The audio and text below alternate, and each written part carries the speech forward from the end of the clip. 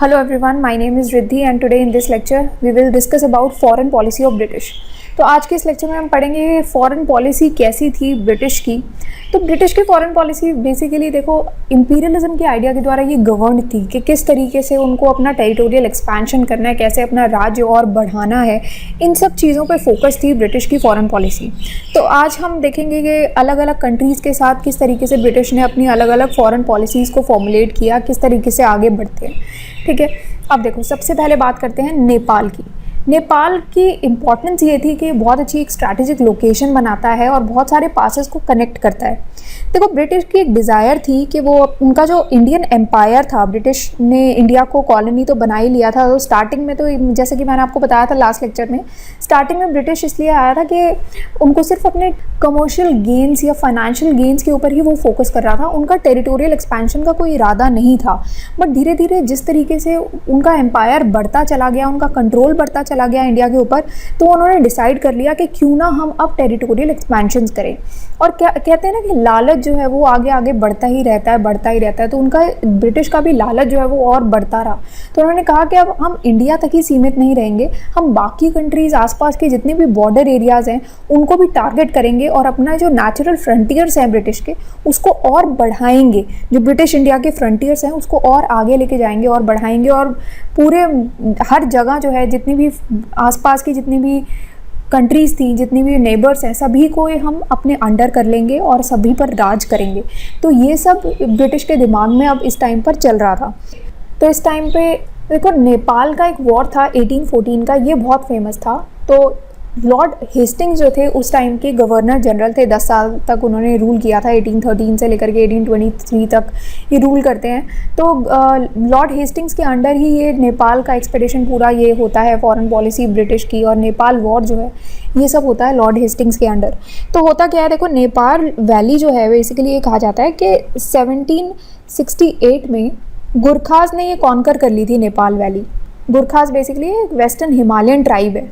तो अब ये गुरखाज ने ये पूरी कॉन्कर कर ली थी और उन्होंने अपनी पावरफुल आर्मी जो है वो पूरी बिल्डअप कर ली थी और अपना भूटान की तरफ भी अपना एम्पायर जो है पूरा एक्सटेंड करने लगे थे, अपना टेरिटोरियल एक्सपेंशन करने लगे थे ईस्ट की साइड पे, और वेस्ट की साइड पे सतलुज तक ये लोग पूरे गुरखाज जो है वो फैल गए थे। तो इसमें क्या हुआ था, नेपाल का तराई रीजन अब बहुत अच्छा था। तो गुरखाज ने साउथवर्ड और पुश करना शुरू किया और ब्रिटिश ने जो है उस टाइम पर गोरखपुर जो है उसको कॉन्कर कर लिया था 1801 में। अब दोनों ही पावर्स बहुत अच्छी खासी थी, तो दोनों ही अपने एरियाज़ को एक्सपैंड करना चाहती थी। पर क्या हुआ, 1814 में बॉर्डर क्लैश हो गया जो दोनों कंट्रीज थी, नेपाल की और ब्रिटिश इंडिया की। तो यहाँ इन दोनों की बॉर्डर पुलिस में एक क्लैश हो गया, बॉर्डर क्लैश हुआ, जिसमें दोनों कंट्रीज जो है इसके बाद वॉर पे चली गई। तो अब लड़ाई शुरू हो जाती है। अब क्या होता है कि देखो ये ऑब्वियस सी बात होती है कि ब्रिटिश जो है वो मैन मटेरियल हर चीज़ में जो है वो आगे ही थी। तो ऑल्दो गुरखाज ने बहुत अच्छी फाइट दी थी, उन्होंने अपने आप को डिफेंड किया था बहुत ही विगर और ब्रेवरी के साथ, और ब्रिटिश आर्मीज जो है वो बार बार हार भी रही थी। बट लॉन्ग रन में देखा जाए तो गुरखाज सर्वाइव नहीं कर पाए थे, और वो नहीं कर सकते थे क्योंकि ब्रिटिश जो थे गुरखाज के comparatively they were far superior in man, money and material. तो तीनों ही चीज़ों में, मैन, मनी एंड मटीरियल, तीनों में ही ब्रिटिश जो थे वो काफ़ी आगे थे। तो इस वजह से गुरखाज का टिक पाना ज़्यादा देर तक पॉसिबल ही नहीं था। इसलिए अप्रैल 1815 में ब्रिटिश ने कुमाऊं रीजन भी कॉन्कर कर लिया था। देख रहे हो कैसे धीरे धीरे करके ब्रिटिश जो है वो कॉन्कर करी जा रही है, जितने भी रीजन्स हैं उनको कॉन्कर कर रही है। ऐसे ही धीरे धीरे करके फिर गढ़वाल रीजन भी कॉन्कर कर लिया, तराई रीजन भी ब्रिटिश के पास ही आ गया था। तो इस तरीके से जो है बढ़ता रहा रीजन ब्रिटिश के अंडर। तो नेपाल की जो गवर्नमेंट थी अब वो पीस के लिए कंपेल हो गई थी, अब कुछ नहीं कर सकती थी, उनको पता था कि वो हार जाएंगे। तो नेपाल की गवर्नमेंट ने कहा कि चलो भाई अब हम पीस ही कर लेते हैं, क्योंकि और तो कोई हमारे पास चारा अब है ही नहीं, हम जीत तो सकते नहीं है, तो let's go for piece, negotiations करते हैं। अब ये नेगोशिएशंस भी ख़त्म हो गए थे। गवर्नमेंट की नेपाल जो है वो, ब्रिटिश का डिमांड था बेसिकली कि हम काठमांडू में अपना रेजिडेंट जो है वो स्टेशन करेंगे। Kathmandu was the capital of Nepal, और इस चीज़ के लिए नेपाल अग्री नहीं कर रही थी। तो इस वजह से नेगोशिएशंस भी जो हुए वो भी ख़त्म हो गए थे। अब धीरे धीरे क्या हुआ कि रियलाइज़ किया कि नेपाल कहता है कि चलो ठीक है, अब हम सब्सिडरी अलायंस में चले जाते हैं ब्रिटिश के साथ। नेपाल जो है वो सब्सिडरी अलायंस में चला गया ब्रिटिश के साथ। तो इस तरीके से अगर देखा जाए तो नेपाल की जो अपनी इंडिपेंडेंस थी वो तो खत्म ही हो गई, है ना। बट फिर से थोड़े टाइम बाद 1816 में दोबारा से इनकी लड़ाई शुरू हो गई। अब जब ये वाली लड़ाई शुरू हुई तो ब्रिटिश जो है वो काफ़ी हद तक जीत रहे थे और काफ़ी एरियाज जो थे ब्रिटिश ने ऑलरेडी कॉन्कर कर लिए थे। तो इन दी एंड अब नेपाल के पास कोई चारा नहीं था, तो नेपाल ने एक पीस एग्रीमेंट जो है साइन कर लिया, जिसको ट्रीटी ऑफ सुगौली भी कहा जाता है। ट्रीटी ऑफ सुगौली के अंडर क्या होता है कि नेपाल गवर्नमेंट ये एक्सेप्ट कर लेता है कि ठीक है, ब्रिटिश रेजिडेंट जो है वो रह सकता है। तो इसके बाद क्या होता है कि गढ़वाल कुमाऊं का ये जो रीजन होता है, तराई का रीजन जो होता है, सारा कुछ जो है, ये सारे रीजन जो है इंपॉर्टेंट सबसे रीजन्स होते हैं, ये सारे नेपाल जो है वो ब्रिटिश को सरेंडर कर देता है। इनफैक्ट ये जो हिली एरियाज थे ना, जो हिल स्टेशन हैं, शिमला मसूरी नैनीताल वगैरह, ये सब भी नेपाल के पास ही थे और नेपाल ने ब्रिटिश को ये सारे रीजन्स भी, हिल स्टेशंस भी सरेंडर कर दिए थे। इनफैक्ट सिक्किम भी उस टाइम पर नेपाल के पास ही था और ये भी सिक्किम भी सरेंडर कर दिया था नेपाल ने ब्रिटिश को ही। तो किस तरीके से देखो, इंडियन एम्पायर जो है अब हिमालयास तक पहुंच गया था। तो इससे ब्रिटिश इंडिया को काफ़ी हद तक फ़ायदा हुआ कि कितनी ऊपर तक ये लोग कितने एरिया में पहुंच गए हैं। तो ट्रेड की भी, सेंट्रल एशिया के साथ अगर कोई भी ट्रेड करना होता था तो उनको आसानी से एक्सेस मिल जाता था। ब्रिटिश आसानी से सेंट्रल इंडिया के साथ, एशिया के साथ ट्रेड कर पा रहा था। तो अच्छी ट्रेड फैसिलिटीज़ भी मिलने लगी थी। गुरखाज सबसे मेन बात थी कि गुरखाज एक बहुत ही ब्रेव माने जाते थे, तो वो गुरखाज भी इंडियन आर्मी में ऐड हो गए थे। तो इससे ब्रिटिश इंडियन आर्मी जो है उसकी स्ट्रेंथ और ज़्यादा बढ़ गई थी, क्योंकि गुरखाज ने बहुत ही लार्ज नंबर्स में ब्रिटिश आर्मी में ज्वाइन कर लिया था। तो ये सब कुछ रीजंस थे और ब्रिटिश पॉलिसी जो है वो देखी गई थी कि किस तरीके से ब्रिटिश ने नेपाल के साथ अपनी फॉरेन पॉलिसी किस तरीके से आगे बढ़ाई थी। तो उसके बाद से ब्रिटिश और नेपाल के बीच के रिलेशंस जो हैं वो काफ़ी फ्रेंडली ही रहे हैं। दोनों पार्टीज़ जो हैं वो 1814 के वॉर के बाद उन्होंने दोनों को ही अपनी फाइटिंग कैपेसिटी की, दोनों ने रिस्पेक्ट करनी स्टार्ट कर दी थी और उसके बाद ठीक है, साथ में पीस में रहते थे। अब देखते हैं कि ब्रिटिश की फॉरेन पॉलिसी भूटान के साथ कैसी थी। तो देखो, भूटान के साथ अच्छे ही रिलेशंस थे ब्रिटिश के, क्योंकि क्या था, देखो वॉरेन हेस्टिंग्स ने बहुत ही फ्रेंडली रिलेशंस भूटान के साथ 1774 में इस्टेब्लिश कर लिए थे, क्योंकि भूटान ने बंगाल को परमिट दिया था कि आप तिब्बत के थ्रू ट्रेड कर सकते हो।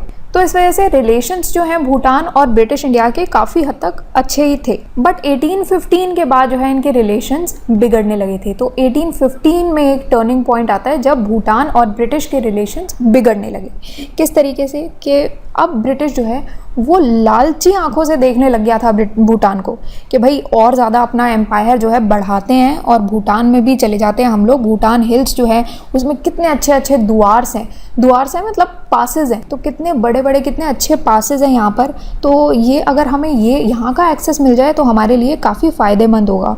साथ में अगर ये एरिया हम, भूटान का एरिया हम कॉन्कर कर लेते हैं तो इससे हमें एक वेल डिफाइंड और डिफेंडेबल बॉर्डर भी मिल जाएगा और भूटान के जितने भी टी लैंड्स हैं, जो टी गार्डन्स होंगे, उनमें भी हमें एक्सेस मिल जाएगा। तो जितने भी ब्रिटिश प्लांटर्स हैं उनके लिए काफ़ी यूज़फुल रहेंगे ये टी लैंड्स। तो 1841 में क्या होता है, लॉर्ड ऑकलैंड आते हैं। लॉर्ड ऑकलैंड आसाम के दुआर जो हैं वो सारे कॉन्कर कर लेते हैं।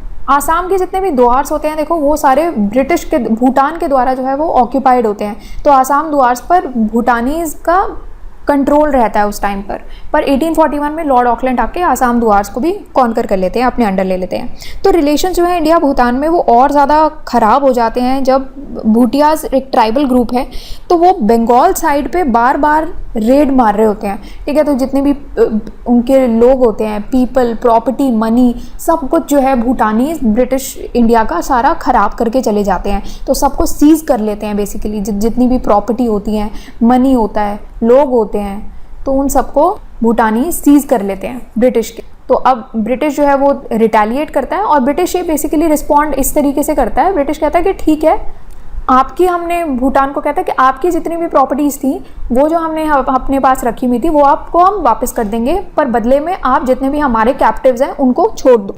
तो 1865 में, पर भूटानीज नहीं सुनते। 1865 में क्या होता है कि एक ट्रीटी फिर साइन होती है, क्योंकि एक वॉर ब्रोक आउट हो जाती है बेसिकली ब्रिटिश और भूटान के बीच में, और एक वन साइडेड वॉर ही होती है।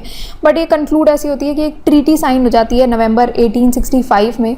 इस ट्रीटी का नाम होता है ट्रीटी ऑफ सिंचुला। तो इस ट्रीटी ऑफ सिंचुला के थ्रू बेसिकली क्या होता है कि भूटान के पास जो आसाम दुआर्स और बंगाल दुआर्स की जितनी भी टेरिटरीज होती हैं वो सारी ये सरेंडर कर देते हैं ब्रिटिश को। तो अब ये ब्रिटिश के पास आ जाती हैं ये सारी टेरिटरीज, और भूटान जो है वो 50,000 रुपये जो है उसको मिलते होते हैं कि एनुअल सब्सिडी। ब्रिटिश कहते हैं कि हम आपको 50,000 रुपये देते रहेंगे, पर ये सारी टेरिटरीज आप हमें दे दो। तो ये सारी टेरिटरीज अब चली जाती हैं, इस तरीके से ये काम किया होता है।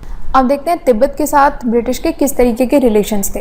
तिब्बत की इंपॉर्टेंस ये थी कि बुद्धिस्ट मॉन्क्स के द्वारा रूल्ड था, और यहाँ पर चाइनीज़ सुजरैनिटी का भी कोई इफेक्ट नहीं था। तो इतने इफेक्टिव चाइनीज़ सुजरैनिटी यहाँ पर थी ही नहीं, बट रशिया का जो इन्फ्लुएंस था वो यहाँ पर बढ़ता हुआ दिखाई दे रहा था, जो कि ब्रिटिश को खटक रहा था। तो अब हुआ क्या था, लॉर्ड कर्जन 1904 की ये बात होती है, जहाँ पर लॉर्ड कर्जन जो होते हैं वो एक कॉलोनल यंग हस्बैंड को भेजते हैं कि आप एक स्पेशल मिशन पर जाओ अग्रीमेंट के लिए। तो एक स्पेशल मिशन होता है बेसिकली, एक मिलिट्री एक्सपेडिशन के लिए भेजा जाता है कर्नल यंग हस्बैंड को। तो यंग हस्बैंड बेसिकली ये जवान पति नहीं है, ये एक नाम है बेसिकली एक पर्सन का। तो इनको लासा भेजा जाता है कि आप यहाँ पर जाओ मिलिट्री एक्सपेडिशन के लिए।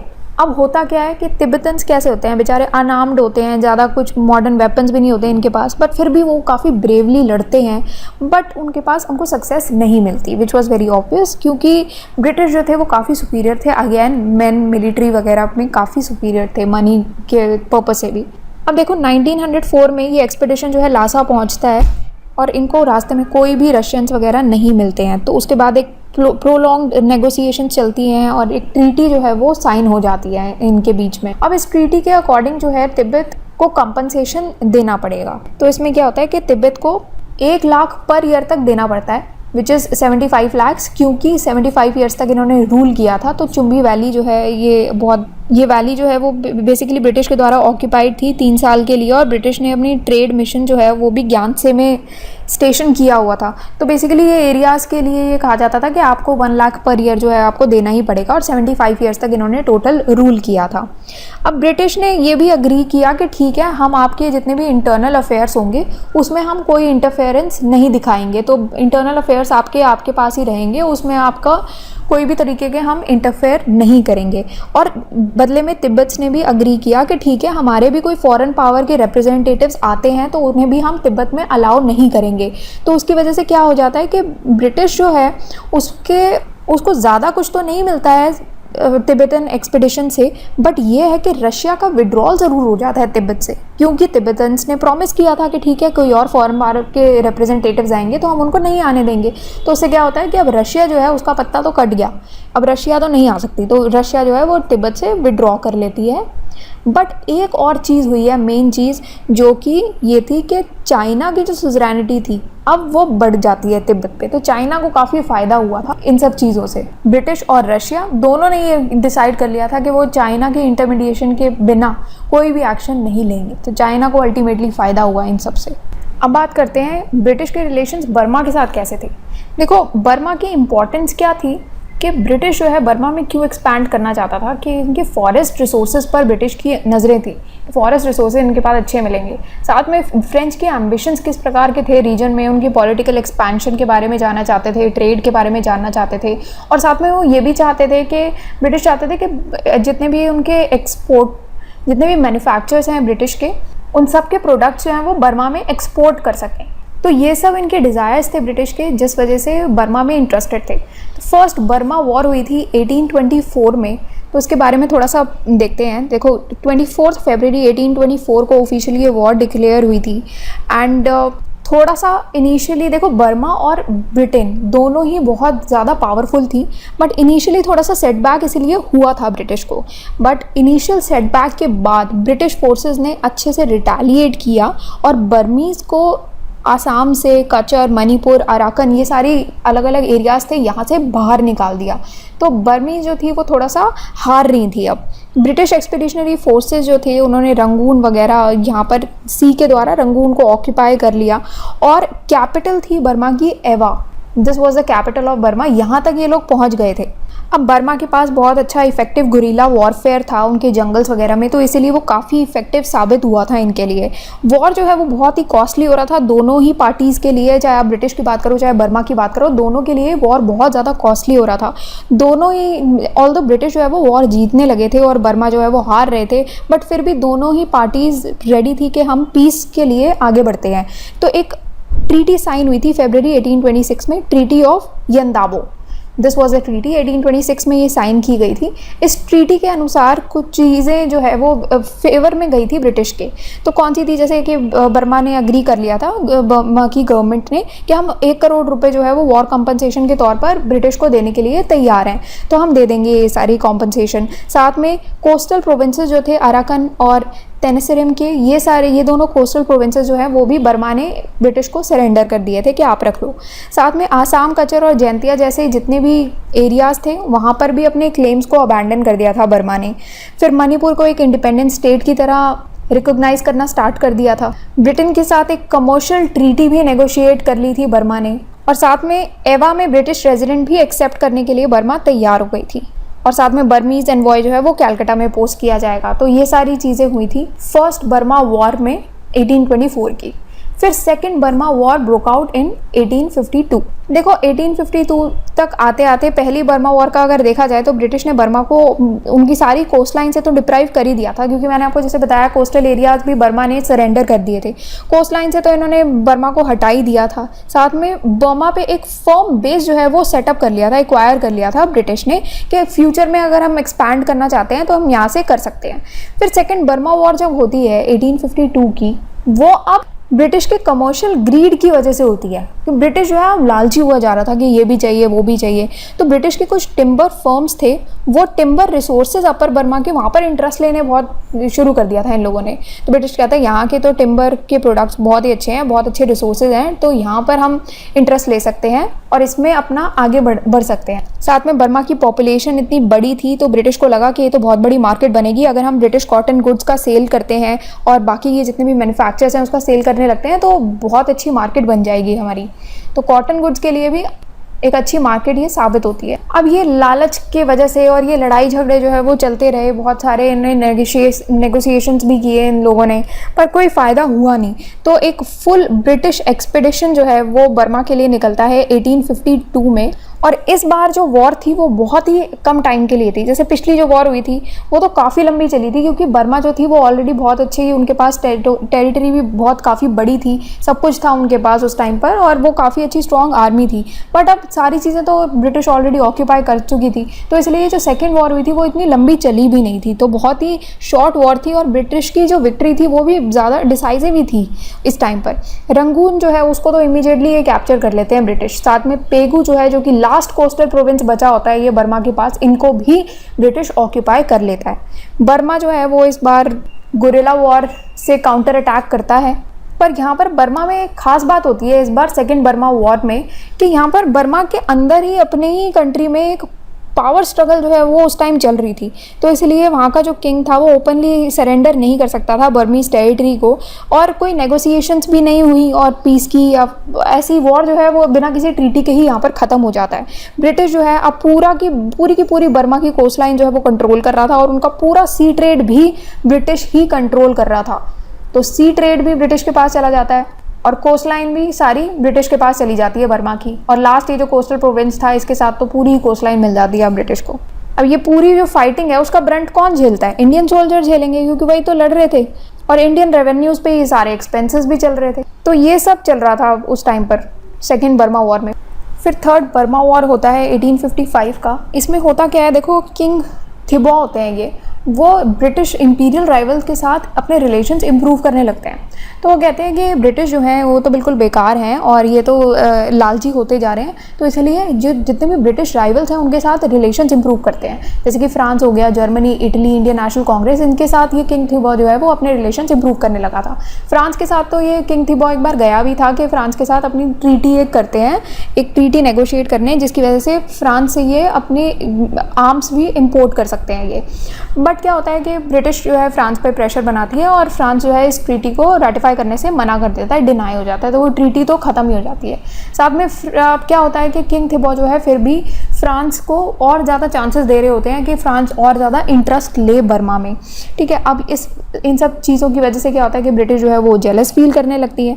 तो थिबॉ का बेसिकली ये था कि वो अपने कमर्शियल पॉलिटिकल रिलेशन जो है वो फ्रांस के साथ बढ़ाएं ताकि ब्रिटिश को जेलसी हो जाए, ठीक है। ये सब चीज़ें चल रही थी। अब ब्रिटिश मर्चेंट्स को ये लग रहा था कि ये बर्मीज़ मार्केट जो है काफ़ी अच्छी रिच मार्केट थी, तो ये तो सारी फ्रांस और अमेरिका राइवल्स कॉन्कर कर लेंगे, ये सारी कैप्चर कर ली जाएगी, तो हम क्या करेंगे, हमें तो काफ़ी लॉस हो जाएगा। तो ब्रिटिश ऑफिशियल्स को ये लगा कि फ्रांस के साथ अलाइंस भी बनाया जा सकता है, बट फ्रांस जो है वो ऑलरेडी बहुत मेजर राइवल बन के आ रहा था ब्रिटिश का। तो ये सब काफ़ी ज़्यादा मनमुटाव जो है वो बना रहा है इनके बीच में, बर्मा और ब्रिटिश के बीच में ये सब चीज़ें चलती रहीं। और बर्मा गवर्नमेंट और ब्रिटिश के बीच में एक वॉर जो है ये ब्रोक आउट हुआ। और ये वॉर के बाद क्या हुआ कि बेसिकली ये ज़्यादा झेल नहीं पाए बर्मा, क्योंकि इनका जो किंग था वो इतना पावरफुल भी नहीं था और अब बहुत ही अनप्रिपेयर्ड था। इसलिए बर्मा ने अपनी टेरिटरी जो है वो सरेंडर कर दी और अपनी इंडिपेंडेंस भी लूज़ कर दी। तो 28 नवंबर 1885 को ये होता है कि किंग जो है वो सरेंडर कर देता है और उसके डोमिनियंस जो है वो इंडियन एम्पायर में ही अनेक्स हो जाते हैं, इंडियन एम्पायर के द्वारा अनेक्स कर लिए जाते हैं। इसके रिलेटेड एक चीज़ और आपको ध्यान रखनी है कि 1935 की एक्ट के थ्रू बर्मा जो है उसको इंडियन टेरिटरी से सेपरेट कर दिया गया था। बर्मा को फिर युओंग सान के द्वारा 1948 में फ्रीडम मिल गई थी। अब बात करते हैं कि अफ़गानिस्तान के रिलेशंस किस तरीके के थे ब्रिटिश के साथ, ठीक है। तो देखो, अफ़गानिस्तान एक बहुत ही क्रूशियल रीजन माना जाता है कि बहुत इंपॉर्टेंट रीजन है, इंपीरियल डिफेंस के हिसाब से बहुत अच्छा माना जाता है, साथ में एक नॉर्थ वेस्टर्न फ्रंटियर के हिसाब से बहुत अच्छा रीजन माना जाता है। स्पेशली की पासेस जितने भी हैं उसके लिए एक स्ट्रैटेजिक लोकेशन ही मानी जाती है अफगानिस्तान की, कि बहुत इंपॉर्टेंट पासेस जो हैं उनका एक्सेस आपको मिल जाएगा अफगानिस्तान से। तो अफगानिस्तान की जब भी बात करते हैं तो स्टार्ट करते हैं ट्रीटी ऑफ तुर्कमेंचे से। 1828 की ये ट्रीटी होती है, तो रूसो ईरानियन वॉर चल रही होती है। 1828 में ये वॉर ख़त्म होती है। 1828 में ट्रीटी साइन कर लेते हैं, ये रूस और ईरानियन के बीच में ये ट्रीटी साइन हो जाती है, जिसके द्वारा ईरानियन की काफ़ी सारी टेरिटरी जो है वो रशिया के पास चली जाती है, ठीक है। तो रशिया के पास ज़्यादातर कंट्रोल हो जाता है ईरानियन टेरिटरीज़ का, और रशिया जो है वो ईरान के इंटरनल अफेयर्स में भी काफ़ी ज़्यादा दखलंदाजी करना शुरू कर देता है। तो ये ट्रीटी जो है वो ईरानियंस के लिए काफ़ी ह्यूमिलिएटिंग साबित होती है। बट एनीवे, अब जब ईरान के अंडर भी रशिया के अफेयर्स बढ़ते जा रहे थे, तो अगर आप अफगानिस्तान में कैप्चर स्टार्ट करते हैं, देखो ऑकलैंड की फॉरवर्ड पॉलिसी से, देखो आमिर होते हैं अफगानिस्तान के, वो ब्रिटिश को कहते हैं हेल्प के लिए, ब्रिटिश के पास जाते हैं कि आप पेशावर को सिख से रिकवर कर लो, पर ब्रिटिश जो है वो रिफ्यूज़ कर जाते हैं। तो आमिर जो है फिर रशिया के पास मूव कर जाते हैं कि भाई पहले तो हमने ब्रिटिश से हेल्प मांगी पर आपने हेल्प नहीं की, तो ठीक है हम रशिया से हेल्प मांगेंगे। ब्रिटिश बेसिकली क्या चाहता था, तो ब्रिटिश ये चाहता था कि अफगानिस्तान को रशिया से दूर रखा जाए, कि रशिया का इन्वेजन जो है अफगानिस्तान में ना हो पाए। पर इसका मतलब ये नहीं है कि ब्रिटिश ये चाहता था अफगानिस्तान स्ट्रॉन्ग हो जाए।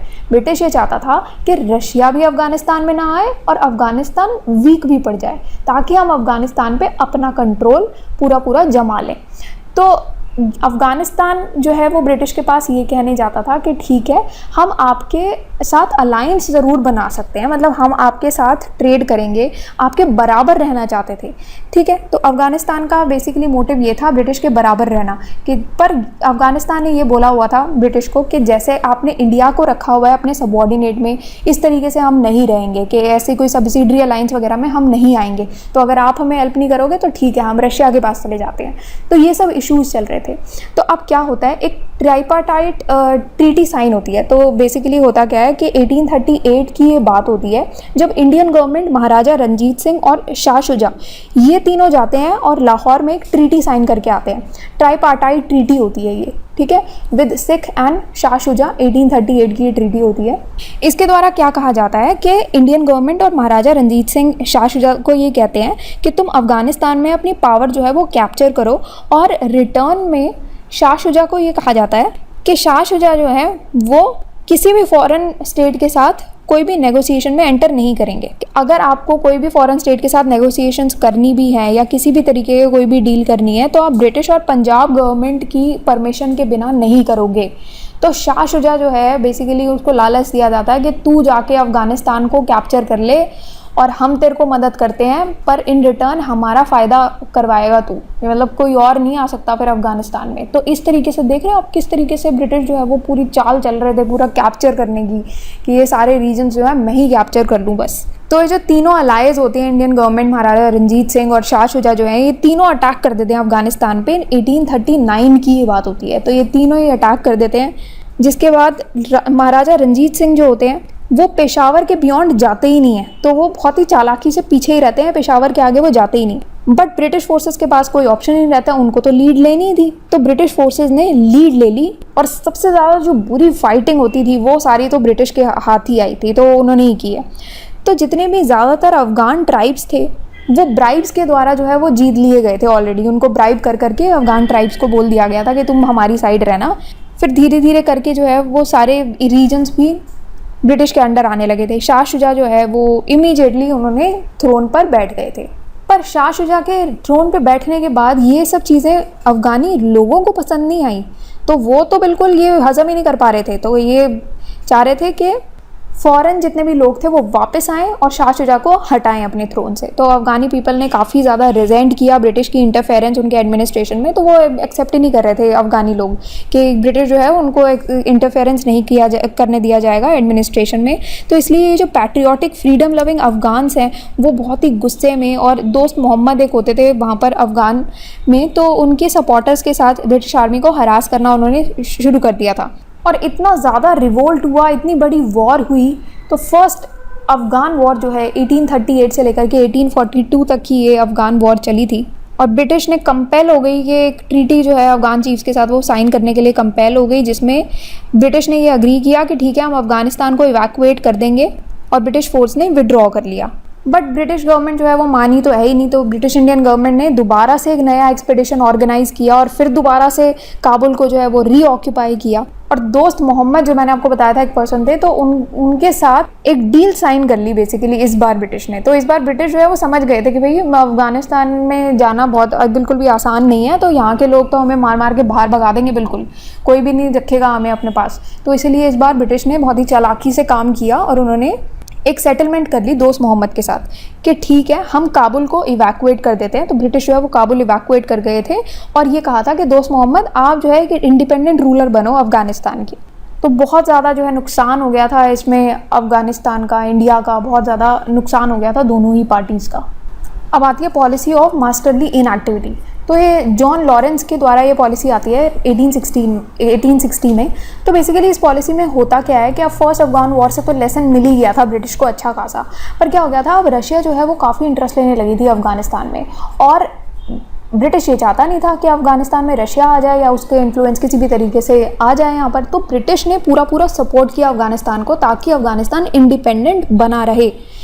तो ब्रिटिश ने जो आमिर थे काबुल के उनको एड असिस्टेंट जो है वो पूरा प्रोवाइड किया ताकि इंटरनली अपने जितने भी राइवल्स हैं उनको डिसिप्लिन किया जा सके। अफगानिस्तान अच्छे से डिसिप्लिन करे अपने राइवल्स को इंटरनली भी, और अपनी इंडिपेंडेंस जो है वो मेंटेन रखे और फॉरेन एनिमीज से उसको छुटकारा मिले।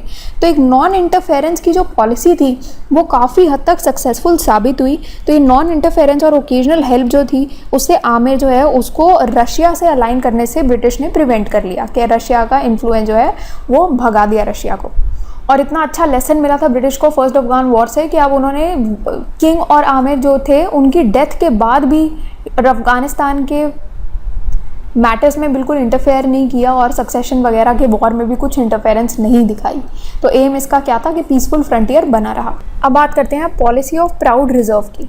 देखो ये लॉर्ड लिटन के टाइम पर ये पॉलिसी आती है लेट 1870s में। तो होता क्या है कि वर्ल्ड में डोमिनेशन जो है अलग अलग पावर्स का बढ़ता रहता है। तो अब ब्रिटिश को लगता है कि नहीं यार ऐसे काम नहीं चलेगा, हमें भी अपनी टेरिटरी जो है उसको एक्सपैंड करना ही पड़ेगा। तो सेंट्रल एशिया पे बेसिकली ब्रिटिश जो है वो ट्रेड करना चाहती थी और ज़्यादा एक्सपैंड करना चाहती थी।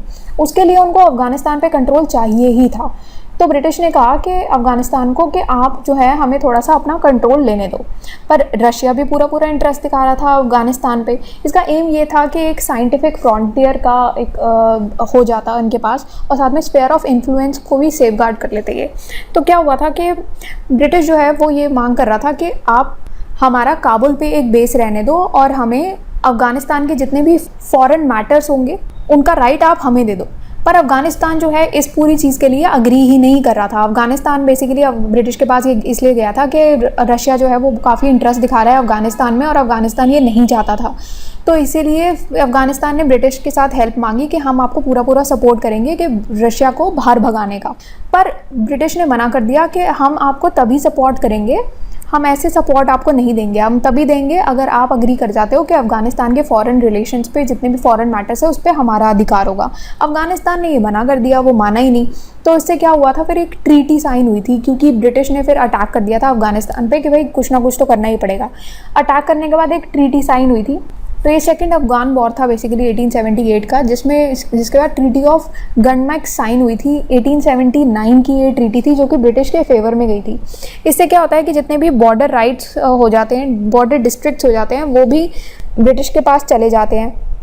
साथ में ब्रिटिश जो है वो अपना रेजिडेंट काबुल पर कंट्रोल कर लेती है, और अफगानिस्तान की जितनी भी फॉरेन पॉलिसी होती है उस पर भी ब्रिटिश का कंट्रोल हो जाता है। बट ब्रिटिश की ये वाली सक्सेस भी बहुत शॉर्ट लिव्ड होती है, क्योंकि अगेन अफगानिस्तान को पसंद नहीं आती ये सब चीज़ें। अफगानी पीपल जितने भी होते हैं वो रिवोल्ट कर देते हैं, और वो अपनी नेशनल इंडिपेंडेंस को पूरी तरीके से डिफेंड करते हैं और मार मार के भगा देते हैं इन ब्रिटिशर्स को फिर दोबारा से। अब बात करते हैं पॉलिसी ऑफ बफर स्टेट की। देखो लिटन जो थे उसने बाल्कनाइजेशन ऑफ अफगानिस्तान के लिए प्लान किया था। बाल्कनाइजेशन क्या होता है कि आप एक पर्टिकुलर कंट्री को छोटी छोटी स्टेट्स में डिवाइड कर देते हो। तो वही सेम डिवाइड एंड रूल की पॉलिसी इन्होंने अफगानिस्तान पर भी ट्राई करने की कोशिश की। पर क्या हुआ था कि ऐसे सिचुएशंस ऐसी बन गई थी कि नए अफगान रूलर जो थे उन्होंने ब्रिटिश कंट्रोल को एक्सेप्ट कर लिया था कि आपकी फॉरेन पॉलिसी के लिए हम आपका कंट्रोल जो है एक्सेप्ट कर लें। तो इससे क्या हो गया था, अफगान रूलर जो था पूरी तरीके से अब ब्रिटिश के ऊपर डिपेंड होने लगा था। पर धीरे धीरे टाइम के साथ साथ अफगानिस्तान को ये पसंद नहीं आ रहा था, और अफगान जो है वो पूरी इंडिपेंडेंस चाहते थे अब ब्रिटिश के साथ। उन्होंने कहा कि बहुत हो गया भाई, दूसरों का रूल कंट्रोल बहुत हो गया, अब तुम निकलो भाई यहाँ से, हमारी टेरिटरी है, हम पूरी टेरिटरी, हम इंडिपेंडेंस चाहते हैं। तो अफगान ने फर्स्ट वर्ल्ड वॉर के बाद दोबारा से रिवोल्ट कर दिया, और उनको फाइनली 1921 में इंडिपेंडेंस मिल जाती है। बात करते हैं नॉर्थ वेस्टर्न फ्रंटियर की। देखो नॉर्थ वेस्टर्न फ्रंटियर की इंपॉर्टेंस ये होती है कि वहाँ पर एक साइंटिफिक फ्रंटियर की सर्च करने की इंपॉर्टेंस यहाँ पर नज़र आती है। तो ब्रिटिश को जो है यहाँ पर नॉर्थ वेस्टर्न फ्रंटियर एक बहुत अच्छा एरिया लग रहा था, एक स्ट्रैटेजिक लोकेशन बनाती है ये। 1840s की अगर हम बात करते हैं तो मोबाइल डिफेंस से स्टार्ट किया था ब्रिटिश ने, कि पेट्रोल करना और कल्टिवेशन करना वेस्टलैंड, इस तरीके से स्टार्ट किया था। फिर लॉर्ड डलहौजी आते हैं जो कि एक कंसिलिएटरी पॉलिसी लेके आते हैं। तो ये फोर्ट्स वगैरह की कंस्ट्रक्शन के बारे में यहाँ पर देखते हैं। फिर लॉर्ड लॉरेंस आते हैं जो कि मास्टरली इनएक्टिविटी की पॉलिसी के साथ आते हैं, जो कि हमने पहले भी देखा। फिर लॉर्ड लिटन और लैंसडाउन आते हैं जो कि फॉरवर्ड पॉलिसी की बात करते हैं, जिसमें एडमिनिस्ट्रेटिव मेजर्स वगैरह लिए जाते हैं, जैसे learning languages and all. Then Durand Line 1893 की ये आती है, जिसमें पाकिस्तान और अफगानिस्तान के बीच की जो बाउंड्री होती है ये बनाती है, ये ड्यूरेंट लाइन इसको कहा जाता है। बट ये भी ट्राइबल अपराइजिंग को कंटेन नहीं कर पाती है। देखो ट्राइबल अपराइजिंग ट्राइब्स जैसी भी थी पर बहुत ज़्यादा पावरफुल थी ये, और इनको कंटेन करना बहुत ही मुश्किल था उस टाइम पर। तो लॉर्ड कर्जन जो है वो आते हैं, फिर वो अपनी विड्रॉल और कंसंट्रेशन की पॉलिसी के साथ आते हैं, जिसमें लोकल ट्राइबल कंट्रोल जो है उसको रिप्लेस कर लिया जाता है, और फाइनली एक पीसफुल नॉर्थ वेस्ट फ्रंटियर जो है वो ये बनाता है। ऑल राइट, तो आज के लिए बस हम इतना ही करते हैं, बाकी हम नेक्स्ट लेक्चर में मिलते हैं।